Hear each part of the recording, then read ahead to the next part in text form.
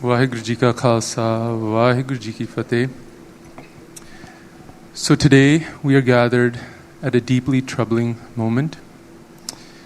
Just a few days ago, Maninder Singh, a prominent Sikh activist who's here with us today, a man born and raised in Canada, received a renewed duty to warn notice from the police about an imminent threat to his life. Except for the first time, this also extended to his family, his wife, and his children. Now, this is the fourth such notice that he's received since 2022. So let's look back and see what happened the last time such warnings were issued. Because also in 2022, Bhai Hardeep Singh Nijjar, a Canadian citizen, also received such a warning. And then in June 2023, he was assassinated on the very grounds of this Gurdwara in Surrey, BC. So these warnings reflect a documented and deadly pattern. And yet, yesterday, we got to hear from a senior federal government official that the government of India is no longer linked to any violent crime or activity in Canada. And so we say this clearly and without any hesitation, that that claim does not reflect the lived reality of Sikhs in Canada. We continue to see individuals being harassed, we continue to see families being intimidated, and we continue to see these police warnings go out for credible threats. And nothing has been publicly presented to show that these violent criminal networks that the RCMP identified in October 2024 have been dismantled.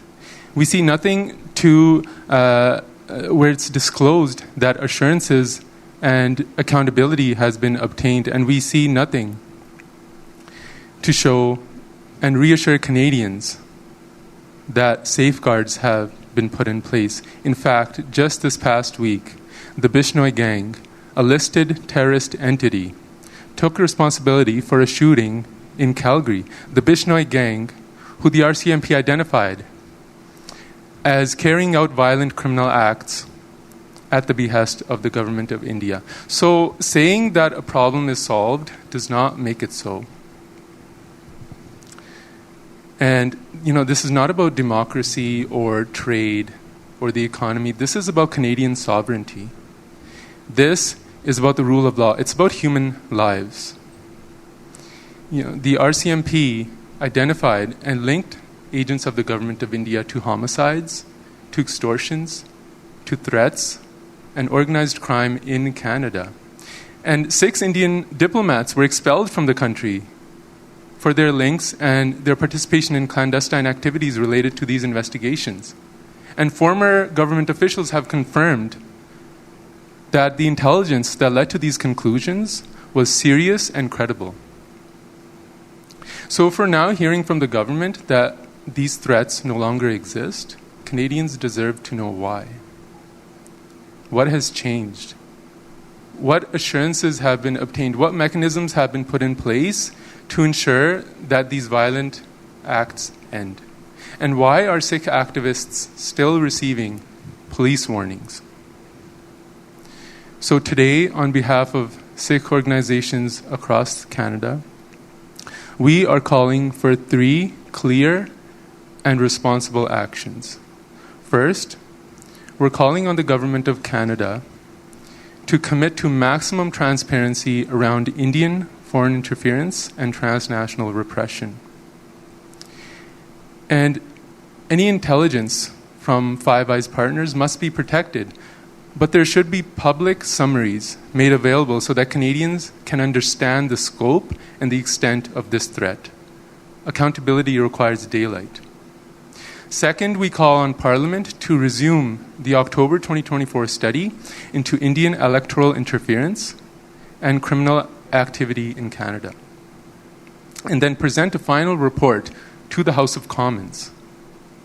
This work must not be allowed to disappear quietly. And third, we call on the Government of Canada to establish an independent public inquiry to review the circumstances around Bhai Hardeep Singh Nijjar's assassination, and to review the transnational repression and foreign interference carried out in Canada by agents of the government of India. So, make no mistake, we are deeply disappointed by this government's absolute capitulation and appeasement and unprincipled approach when it comes to ties with India. Activists are continuing to be harassed. We continue to see families get warnings for risk to their lives. And yet we're supposed to believe that this problem has been solved? We cannot accept that. For this government, diplomacy and trade cannot come at the expense of sovereignty, justice, and human life. So we stand with Sikh activists across the country who continue to freely raise their voices in the face of intimidation. And we stand for the principle that no foreign government should have the right to carry out violent criminal operations on Canadian soil. And we will continue to demand accountability until such principle is upheld. Thank you. Vaheguru Ji Ka Khalsa, Vaheguru Ji Ki Fateh. In December, we held town halls across Canada with Sikh Canadians, in British Columbia, in Alberta, and in Ontario. We didn't go there to make speeches, we went there to listen. And what we heard was consistent, urgent, and deeply troubling. Across the country, and especially here in British Columbia, we heard from Sikh Canadians, and they expressed fear, frustration, and a growing lack of confidence in our government's willingness to protect them. In city after city, community members rose and described extortion calls, demands for money, threats against their families. Some described shots fired at their businesses. Others described violence targeted against their homes. People kept returning to the same question: where is the leadership? Here in BC, Premier David Eby had a responsibility to speak clearly and decisively when Sikh communities across BC are being targeted by organized criminal networks that are linked to the government of India. Instead, what we received was silence, caution, and diplomatic relations with India. While extortions continued in Surrey, Abbotsford, across the Lower Mainland, while families continued to live in fear, our governments decided to take trips to India and continue these diplomatic relations with India without any public assurances being made. At the federal level, we are now being told that India has no link to violent crimes in Canada anymore. How does this connection magically disappear? Nothing public has been presented. No public evidence has been shared to show that the organized criminal gangs like the Bishnoi gang are no longer connected to the government of India. No transparent accounting has been offered. To tell communities who are continuing to live these realities that this connection somehow has magically disappeared is not reassuring. It is dishonest, it is insulting, and it is gaslighting at its highest level. At every December town hall that we did, people asked the same questions. If these networks are publicly identified by our national police, then how are they continuing to operate in Canada? Why are Sikh Canadians and Sikh activists continuing to receive threats? Why has there been no clear public accounting of what has changed, if something has changed? Many participants in our town halls expressed a painful belief that trade and diplomatic relations and considerations are being prioritized over their safety. They feel that diplomacy is moving forward while accountability stands still. This isn't just about trade policy. This is about public safety and Canadian sovereignty. When organized criminal networks linked by our own national police to the government of India to transnational repression are continuing to intimidate and extort Canadian Sikhs, this is not just our community's issue. This is a Canadian issue. Declaring that the threat is reduced does not reduce it. Reassurances without transparency does not restore confidence. Our community is not asking for special treatment. We are asking for equal protection under the law. Canadian sovereignty is not negotiable. Public safety is not negotiable. The lives and livelihoods of Sikh Canadians are not negotiable. We will continue to raise these concerns, not to inflame, but to insist equal protection and that the rule of law applies equally and transparently to everyone. This is what we have been asking for since the assassination of Bhai Hardeep Singh Nijjar, and this is what we are asking for today. Thank you.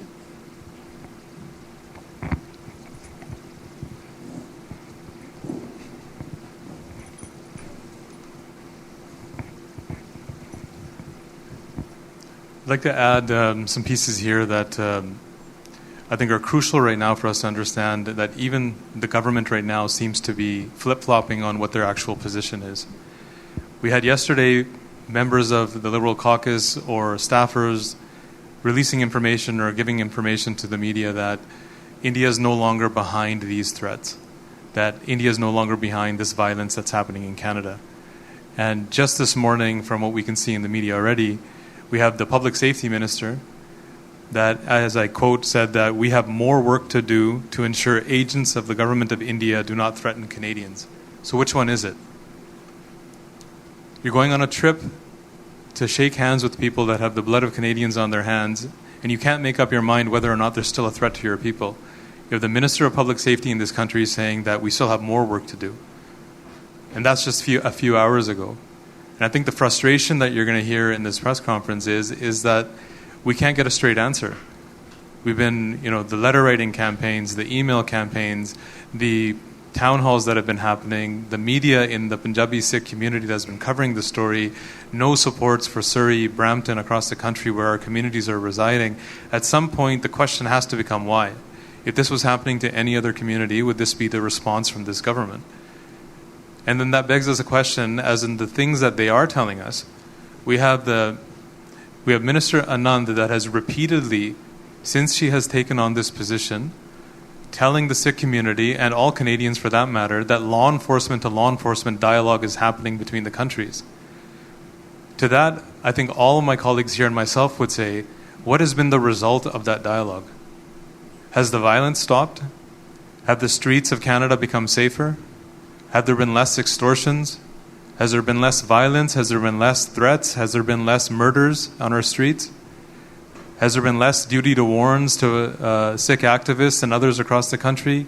Their families and kids are being drawn into it now. So what is actually this law enforcement to law enforcement dialogue Hasiashi has produced is an uptick in every single thing that I just listed off. The violence has increased, the extortions have increased, the murder has increased, the political assassination conversation around Sikh activists has come back. Duty to warns are now expanding to families, women and children. So what has this law enforcement dialogue actually accomplished for Canada? So in my opinion, there's only two things that could be happening here. The first is the minister is completely incapable and does not have the ability to carry such a conversation out with a nation state like India, which is a rogue and enemy state of Canada. Or the second is, which is just as disturbing, if not more, there is no conversation happening.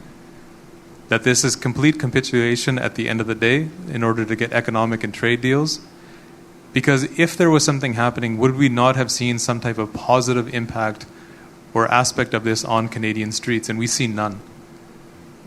And in that situation, when you have somebody in a position for well over a year that has not been able to deliver any type of positive outcome to what they have been saying, why are they still in that position then?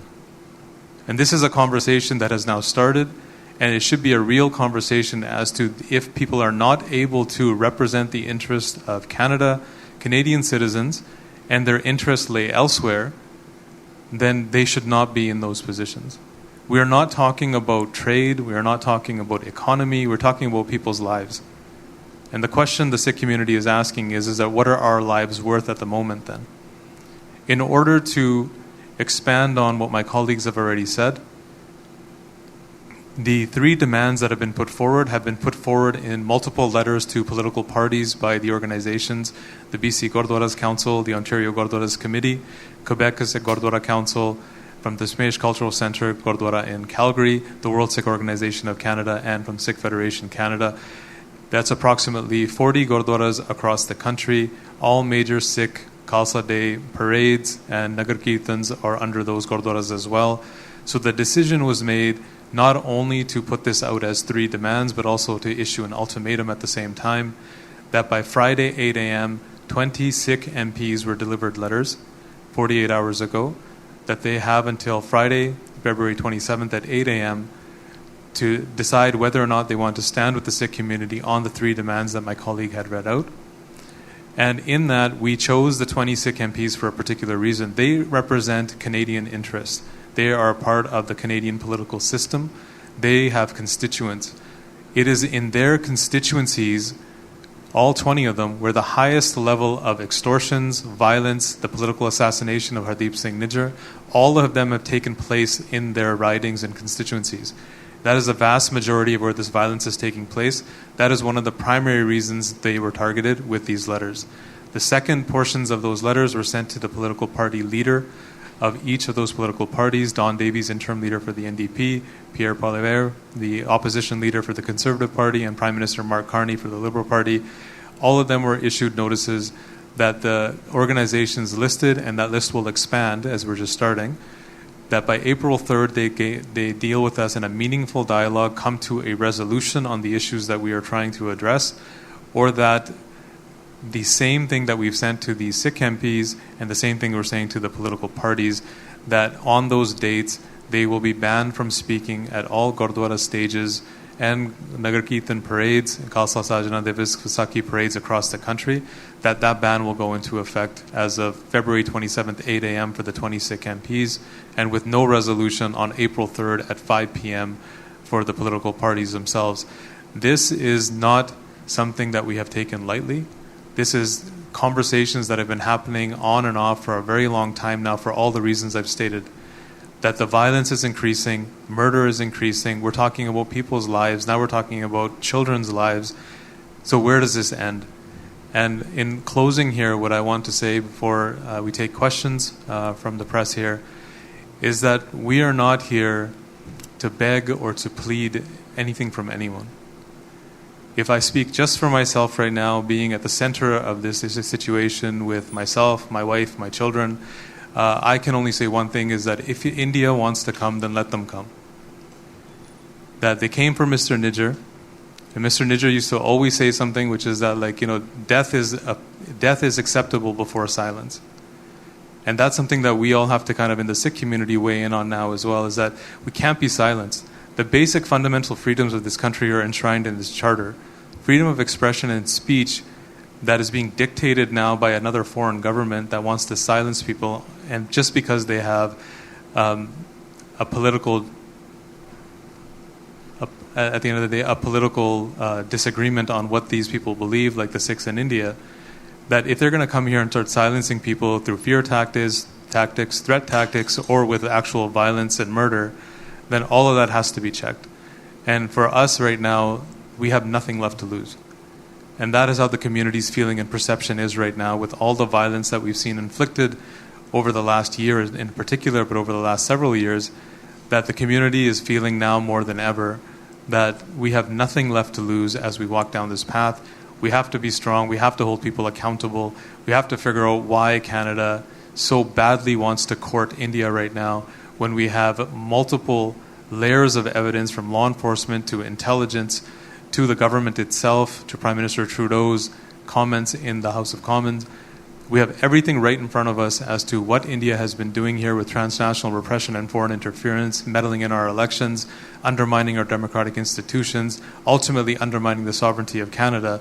What else do they have to do in order for Canada and for Canadians and for this government to actually understand that this is a rogue enemy state? They are no friends of ours. Their High Commissioner has made it very clear since arriving here that everything that the Canadian government, law enforcement, and intelligence agencies have said is absolutely false, that India has nothing to do with this. This is a Canadian problem, and that has nothing to do with India. Now, how do you have good faith dialogue with a state like that is murdering your own citizens? And that is a question only Prime Minister Carney, Minister Anand, and their Liberal caucus can actually answer for us. But I would like to say at the same time, we expect a lot more from our opposition as well. These are the moments where they're needed the most. We've seen nothing but silence from the Conservative Party. We have seen movement from the NDP making comments, but we are looking for partners in this to actually challenge what this government is doing. by partnering us with a country that is coming onto Canadian soil to kill Canadians. But their silence right now is speaking volumes as well. So this is not just for one particular party, one particular individual. This is for standing with what Canada actually stands for in its sovereignty, its human rights, its charter, its freedoms. This is underlying that. This is not just a Sikh issue. This is a Canada-wide emergency, a national crisis when it comes to violence, and we have to see it as that. Otherwise, this courting of India will lead to more violence, it'll lead to more threats, it'll lead to more people dying on the streets, more extortions, more families destroyed. Thank you. And at this time, any questions from our press here, we can start taking those. And if you could just let us know who the question is for, and we'll pass the mic over to them. All of you, Sindhu, it seems to me you touched on all well already, quite chase. Prime Minister or the government has made it very clear they don't believe that India is still the threat that it was. That's a big statement to make, especially with everything going on. Why do you think they would make that statement? I can start us off there. I think it's just basically the relation. They're going to India. They figured they could get away with it. In the midst of all this violence that's happening now, I don't see how you can make that without actually just thinking that basically, the Sikh community are idiots that are just going to go quiet and get out of the way. And I think that's a miscalculation on their part. That as in thinking that they can actually make such a bold statement like that, and then within 24 hours reversing that statement is the most comical thing I've seen in a very long time. That you have the public safety minister, we're not talking about a staffer, we're not talking about somebody that's in some back room bencher. We have the public safety minister saying that we still have to be very concerned about how India is threatening Canadians on Canadian soil, and that we have a lot of work to do around that. And that's where I started the conversation of which one is it? So, I don't think they believe it themselves. I think the pandering to India, to Mr. Modi, to Mr. Doval, to Mr. Amit Shah, that those individuals that are actually responsible for Canadian lives being lost here in Canada, that this pandering has gone to its limit here. And I think there's no other reason why. Otherwise, you wouldn't have the Minister of Public Safety completely reverse on that comment this morning.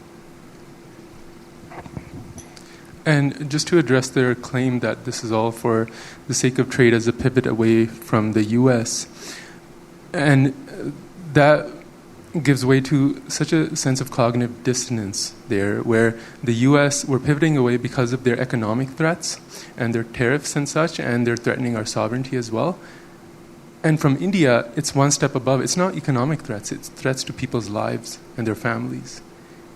And we don't see that same treatment of India as we do with the U.S. So that absolutely makes no sense.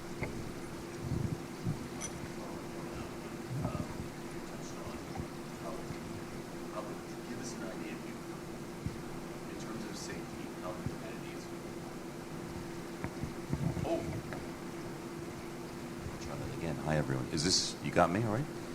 If you could give us an idea, the community itself, in terms of safety, how the community is feeling. I think from our perspective, the community is resilient and the community is strong. Worrying about safety doesn't mean you're scared. And that's one thing I want to distinguish between. There's a worry about the safety of our children, there's a worry about the safety of our community, but people aren't scared. People are now willing to actually fight back however they can. And that is a situation that we're barreling towards. In general. So when I made a comment like, if India wants to come, then let them come. But then what is that going to translate into? I have no idea. I have a family to protect. I have children to protect. Me and my wife both do. So we will go to whatever extent to protect our family. Like I think anyone else in this room would as well. So and in that stage, is that the situation that we're setting up? Is that the Canada we want then? That you leave people to their own when a foreign government is trying to kill them? And then what will that lead to? So I think the community is worried about the safety of its members, but by no means is this community afraid that if India wants to take this line, that the community will fight back in any way that they can.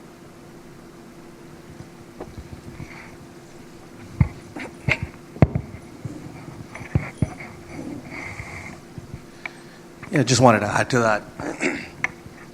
Jaskaran Sandhu, I'm regional president for Alberta with the World Sikh Organization of Canada. Prime Minister Carney gave a grand speech at Davos regarding the New World Order and how in today's multipolar world, Canada has to act differently than it has in the past as far as international relations go. The question becomes, does the New World Order mean trade without accountability? Does it mean trade without guarantees of the safety and security of your own people? One of the core principles of any state is to protect its citizens from foreign interest, transnational repression, foreign interference, and so on. And if we look at what's happening right now in the Sikh community, the question about safety is an important one because what's happening currently is unprecedented. What is currently happening in Canada is, quite frankly, state-sponsored terrorism from a foreign country. We are trying to build, in our opinion again, mistakenly, renew ties without that accountability. If we go back and we look at what has happened and transpired over the last few years, it's first and foremost our public inquiry into foreign interference, finding India to be one of the, if not the main culprit of foreign interference and electoral interference in our country, putting our institutions, our very institutions that we hold very dearly, at risk. Then we learned that India was conducting transnational repression in Canada. And we learned that multiple ways. We learned that obviously through comments from CSIS and from police agencies and government officials, but we also learned it from a U.S. indictment that has now resulted in a conviction of an Indian national that had been sent and resourced to target multiple Sikhs in the diaspora, and not just the United States, but Canada as well. All of this is in a U.S. indictment that has now been proven in American courts. We also know from the RCMP that India is conducting this transnational repression through the use of the Bishnoi Gang, an Indian national group, criminal enterprise. And that India, according to the RCMP, is using the Bishnoi Gang to conduct extortions, homicides, arsons, and other criminal activities. Shortly thereafter, Canada identifies and lists the Bishnoi Gang as a terrorist entity.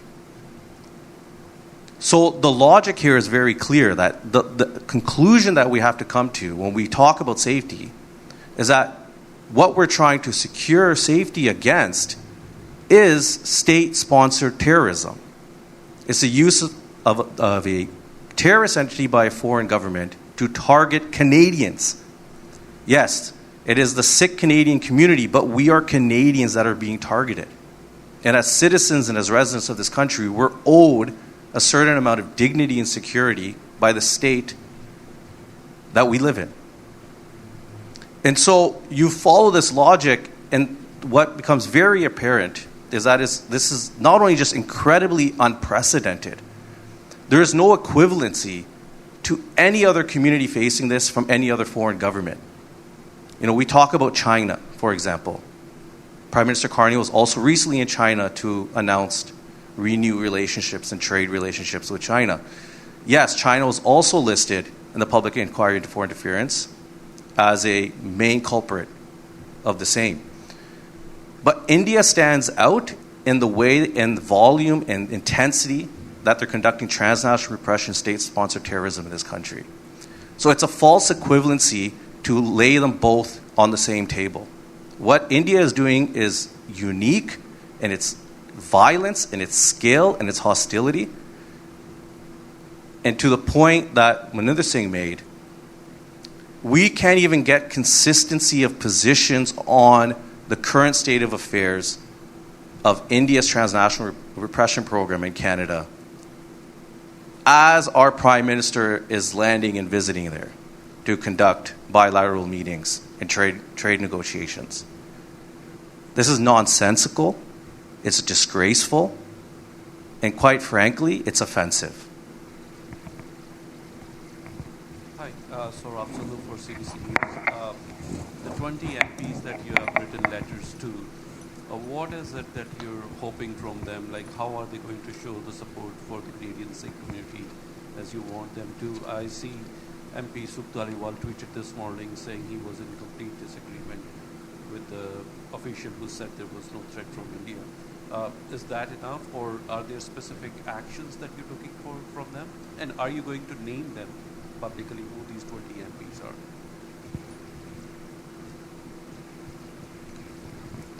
So to start the question off, we have three specific demands that were in the letter that Danish Singh spoke to earlier, which is basically around like a commitment to a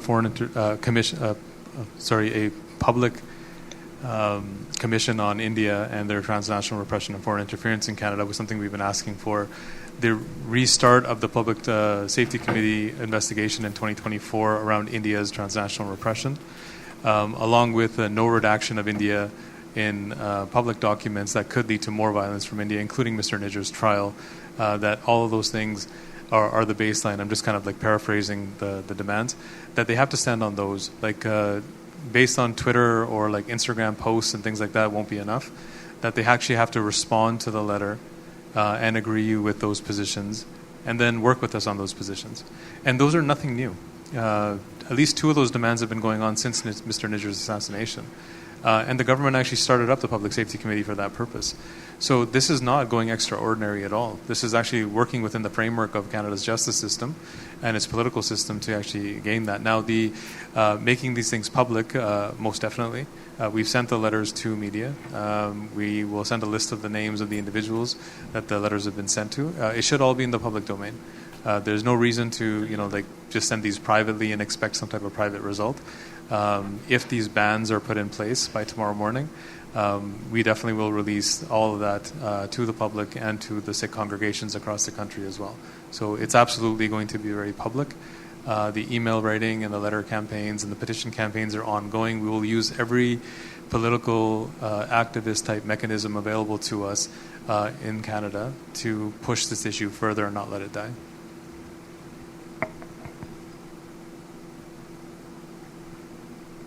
I'm a reporter from the Canadian Press, and for Manila, I have a question. I hate to ask, is it okay to ask you to walk us through about the threat you have received over the weekend from VPD, and what was your reaction when you first heard from it? And you mentioned about your wife and your children have also been targeted, and do you think the Indian government is behind it, and why? Thank you. I received the threat on Sunday evening at my home. Vancouver Police Department, VPD attended. I had a detective come to the door, walk me through the immediate threat to life. Some of the information that's already out is that there was an informant that they had working for them that brought the information back to VPD. The informant said that there was a credible, ongoing, and immediate threat to my life, but that threat actually extended to my wife and two children, ages 13 and 17. As well. So when the VPD officer provided the duty to warn was to myself, and it was to my wife and two children as well. I did have the audio clips of that. I've made that available to many of the media that have asked for it, just to make sure that it's verified. I provided the name of the VPD attending detective as well. So there was no chance that somebody could say that this wasn't real. That a few days before the Prime Minister is going to India, that this is still happening.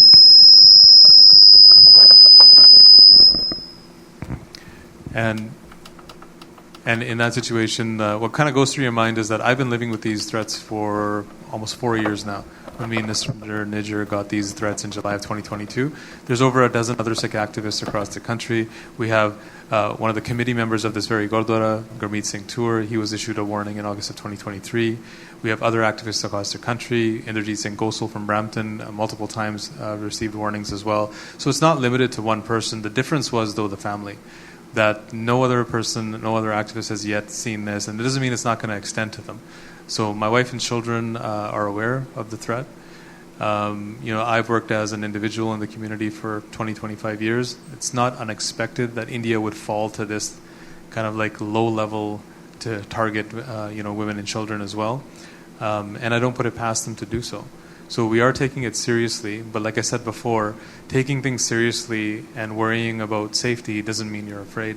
So absolutely not afraid of what they could try to do. I saw my friend Mr. Niger kind of lead us in that way. Everyone at this table knew him very well. We knew what he stood up for. That's why his picture is behind us today as well, because this is an extension of what India did to him is now almost on the entire community. The same thing that he was warning us about for years has come full face now in front of us. So I won't make this about me, but since it has kind of zeroed in on this particular warning, I would say why India? The last part of your question was like, why do I think it's India? I've received no extortions. No one wants money from me ever. Every time I've received a warning, it's been because of peaking political activity that's going on potentially in the community. Me and Mr. Niger got these warnings in July of 2022. He was assassinated in June of 2023. There's more than a dozen other Sikh activists in the country that also have these warnings, and none of them are victims of extortion crime or anything like that. This all has to do with political activity. And on the flip side, if you look at what the Canadian government has said, whether it's Prime Minister Trudeau in September of 2023, saying that these agents of the government of India are behind the assassination of Mr. Niger. If you look at the expulsion of Indian diplomats in October of 2024, if you look at David Morrison, the ex-foreign deputy minister for Canada as well, saying that Amit Shah is the architect of this violence, using criminal syndicates like the Bishnoi gang to operate in Canada, commit violence in this country.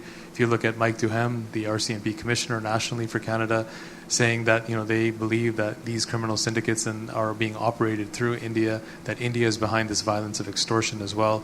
Basically, India manufactures violence, they export it to Canada, and they make it trying to look like this is a domestic problem within Canada when it's all exported violence that's coming here. So when I look at it in that pattern and not in a silo of just myself as an individual, they are trying to silence our entire community. They are not trying to silence one person. This is about the entire Sikh community in Canada that is standing up, is speaking out, is unveiling India's horrible human rights record against Dalits, against Christians, against against Muslims, and against people like in Kashmir and Manipur. This issue goes much, much broader, but the Sikh community is extremely vocal. The Sikh community will not bow down to their fear tactics. We never have and we never will. So one of the reasons for this press conference is just that, to kind of make that point abundantly clear that we are not afraid of India, but we expect a lot more out of our government in Canada.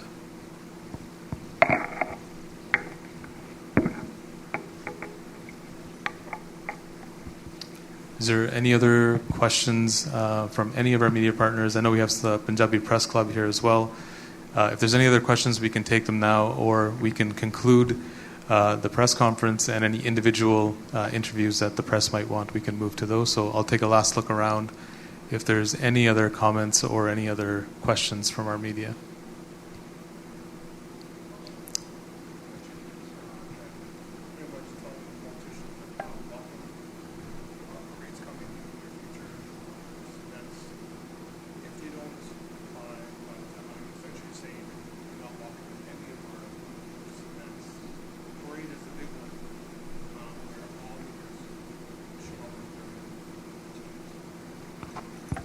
What we're saying is that they wouldn't be welcome to speak. Sikh Gurdwaras and Sikh places of gathering, everyone is welcome, even in their political roles, which we have disagreements with them on. As members of the congregation, as members of the public, we would not stop anyone from attending. But speaking from Sikh spaces and stages should always be for those that are actually standing with the community or standing on the right side of history. In this situation, we believe they're not.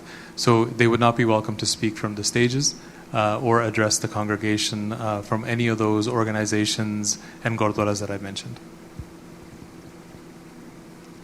I don't see any other questions or comments here, but I do have something in closing that I just wanted to say. As we kind of close this out from the press conference point of view, this is just the beginning of basically for us a nationwide movement of Sikhs based on the demands that we put forward and the ultimatums that we've given. This won't die out here. We will galvanize our community, our youth, our SSAs, and every aspect of Canadian life. and reach out to other partners in the political spectrum, the civil liberties, from human rights organizations, and work with them on this issue as well. This is not the Sikhs standing in a silo alone. We have many partners that have already reached out. Our movement will only grow, and the movement is to hold the government accountable. The movement is to ensure that Canada is a safe place for everyone, including the Sikh community. And this movement of people is really there for the last 3 years. We've been doing this anyways.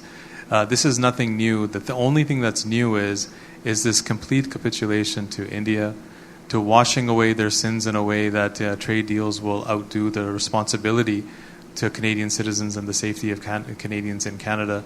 That we want to, and we expect that this government should do the right thing. And we have not seen that to date. And these ultimatums that we've provided to the government and to politicians across the country, they were taken after repeated attempts and opportunities given to them to do the right thing. And up until this point, by shaking hands and bringing Mr. Modi here, basically on the day that Mr. Nijjar was assassinated, 2 years later in June of 2025, was a huge slap in our face. Inviting somebody like Mr. Jaishankar to Niagara Falls in November of 2025, another slap in the face, and maybe the biggest slap in the face, bringing a human rights violator like Ajit Doval, who has been known in India and across the world, has been named in mass human rights violations against communities like the Sikh community in the 80s and 90s, bringing an individual like that here, bringing them here to have a conversation around safety and security is laughable. These are the individuals that are the architects of this violence according to Canada's law enforcement. And bringing them here was I think the final straw for us, where we have to take drastic steps, and that's the direction that we're headed in with this government. We expect them to do the right thing always. We are open to dialogue until April 3rd, and whether they take us up on that is in their hands now. But we will continue this every step of the way with the support of the Sikh community and our partners in other communities and other organizations as well. So thank you for your attending, and thank you for your time, and we will be available for individual interviews after if that's necessary. Vaheguru Ji Ka Khalsa, Vaheguru Ji Ki Fateh.